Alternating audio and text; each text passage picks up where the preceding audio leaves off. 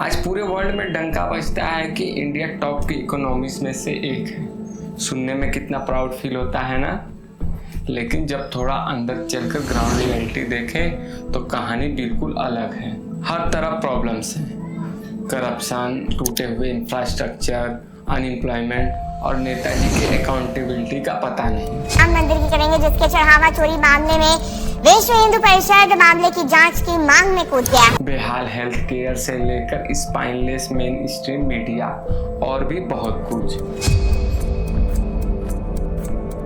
पर पता है सबसे बड़ा सच क्या है?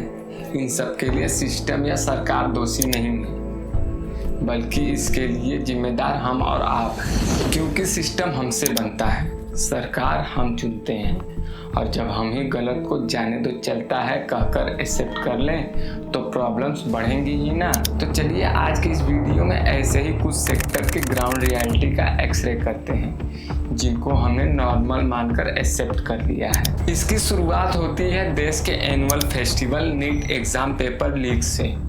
तकरीबन 22 लाख से ज़्यादा स्टूडेंट्स दिन रात मेहनत करते हैं फ्यूचर डॉक्टर बनने के लिए, और सिर्फ चंद पैसों के लिए टेलीग्राम और व्हाट्सएप पर एग्ज़ाम से पहले ही ये पेपर लीक हो जाते हैं। ऐसे ही पूरे देश में अक्सर ही कहीं नए इंफ्रास्ट्रक्चर कोलैप्स कर जा रहे हैं।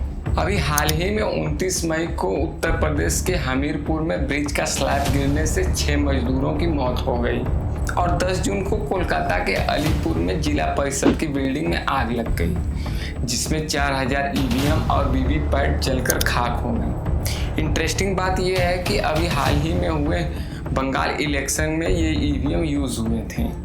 ऐसे नंबर्स ऑफ एग्जाम्पल हैं इंसिडेंट्स।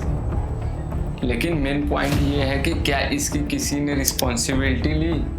क्या किसी ने अकाउंटेबिलिटी मांगी नेताजी से? क्या किसी ने रिजाइन किया इसके लिए? नहीं किया। और पता है क्यों नहीं किया?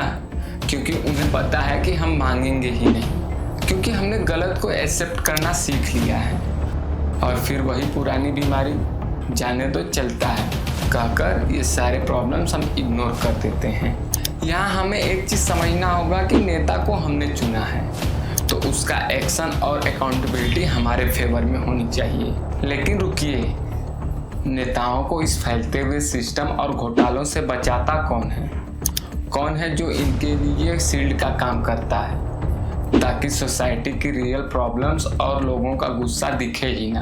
मान लो 100 में से 90 लोग वो है जिन्होंने मोदी जी को वोट दिया था, वोट दिया था उससे उम्मीद करके, उस पर विश्वास करके। Welcome to the Indian main stream media.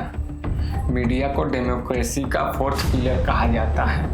एक बार सोच कर देखिए, जब नीट एग्जाम लीक हुआ, ब्रिज कोलैप्स हुए, एयर क्वालिटी खराब हुई, वाटर क्वालिटी खराब हुई, तो इसमें मीडिया को क्या करना चाहिए था? एजुकेशन मिनिस्टर से लेकर सिस्टम में बैठे उन तमाम मिनिस्टर्स के गिरबान पकड़ने चाहिए और उनसे बेबाक सवाल पूछने चाहिए। लेकिन हमारे न्यूज़ चैनल्स कर क्या रहे थे? वो हमें और आपको मेलोडी की खासियत गिना रहे थे। आपसे उस टॉफ़ी के बारे में बात करना चाहता हूँ। ये मेलोडी टॉफ़ी इस समय सोशल मीडिया पर ट्रेंड कर रही है। झालमुरी के बारे में बता रहे थे। मुरमुरे में कच्चा सरसों का तेल, हरी मिर्च, प्याज, धनिया, चाट मसाला डालकर खाया जाता है, तब ये झालमुरी तैयार होती है। ताकि हमारा ध्यान मेन पॉइंट से हटकर इन सारी बातों पर डिस्कस करना शुरू कर दें। वर्ल्ड प्रेस फ्रीडम इंडेक्स का डाटा उठाकर देख लीजिए। हमारे देश की मीडिया रैंकिंग देखकर खुद मीडिया वालों को ही शर्म आ जाएगी। वर्ल्ड प्रेस इंडेक्स में इंडिया का रैंक कुल 180 कंट्रीज में 157th है। पर क्या इससे हमारे मेन स्ट्रीम मीडिया और हमें कुछ फर्क पड़ता है? जब देश की मेन स्ट्रीम मीडिया ही स्पाइनलेस हो जाए तो पब्लिक को नेताओं की अकाउंटेबिलिटी मांगने की उम्मीद ही रखना बेकार है। लेकिन चलिए एक पल को मान लेते हैं कि नेता चोर हैं और मीडिया उनकी गुलाम है। लेकिन इस देश में एक और कैटेगरी है जिसे हम और आप पिछले 70 सालों से भगवान बनाकर पूज रहे हैं। हमारे सेलिब्रिटीज़ और आइडल, वो बॉलीवुड के सुपरस्टार जो 50 गुंडों को अकेले पीट देते हैं, और वो क्रिकेटर जिनकी एक झलक पाने के लिए लोग अपनी जान तक देने को तैयार हैं। लेकिन आपने कभी गौर किया है, जब 22 लाख स्टूडेंट्स के फ्यूचर लीक होते हैं, सड़कें धंस जाती हैं या सोसाइटी में कोई नई प्रॉब्लम होती है, तब इन सुपरस्टार्स या सेलिब्रिटी के मुंह से एक शब्द नहीं निकलता। लेकिन ऐसा क्यों? क्योंकि उनको डर लगता है। उनको डर लगता है सिस्टम और सरकार से। कहीं वो अपना मुंह खोलें तो ईडी और सीबीआई के छापे उनके यहाँ ना पड़ जाएं। वो सिर्फ माहिर है पान मसाला ऐड करने के लिए, बैटिंग ऐप्स को प्रमोट करने के लिए, ताकि हमारे यूथ और देश का पैसा ऐसे ही बर्बाद होता रहे। हम और आप इतने भोले हैं, या यूँ कहें कि इतने अंधे हैं इनके लिए, कि हम फिर भी इनकी मूवीज़ के लिए लाइन में खड़े रहते हैं, इनकी पोस्ट और रील्स में मिलियंस में लाइक करते हैं। जो सेलिब्रिटी या सुपरस्टार आप और आपके सोसाइटी की प्रॉब्लम्स के लिए सिस्टम या सरकार से सवाल नहीं पूछ सकता, उसको भगवान बनाना छोड़ दो। क्योंकि जब तक हम इन स्पाइनलेस सेलिब्रिटीज़ को अपना हीरो मानते रहेंगे, तब तक आम आदमी इस देश में हीरो नहीं बन सकता।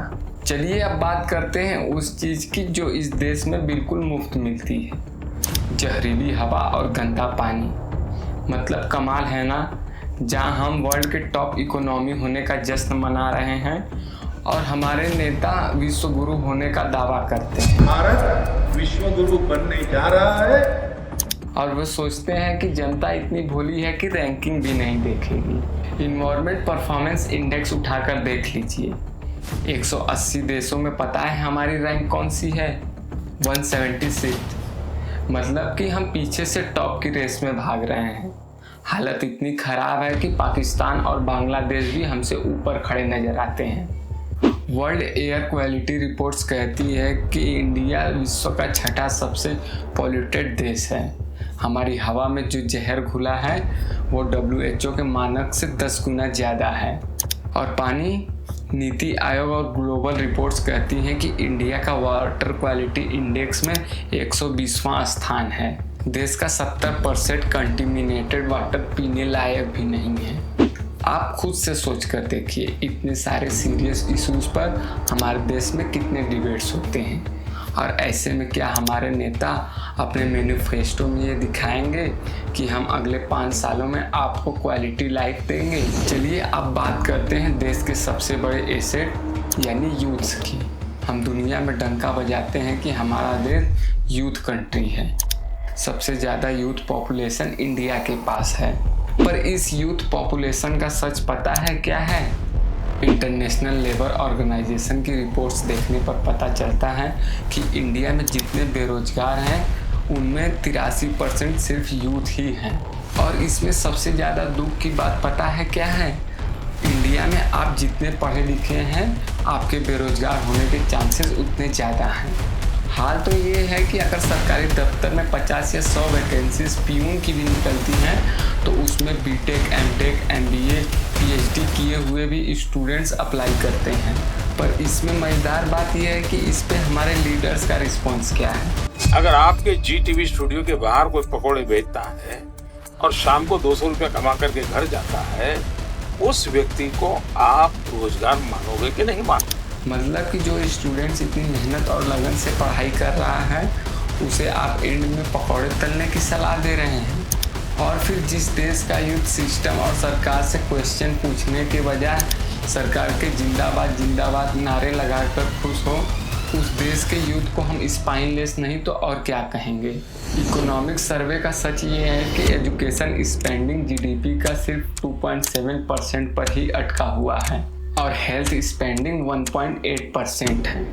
ब्रिक्स देशों में हम सबसे नीचे आते हैं। जिस देश की पब्लिक अपने ज़िंदगी भर की कमाई, पढ़ाई और दवाई जैसे फ्री सेक्टर में खर्च करती हो, उस देश से बेटर फ्यूचर की अपेक्षा आप कैसे कर सकते हैं?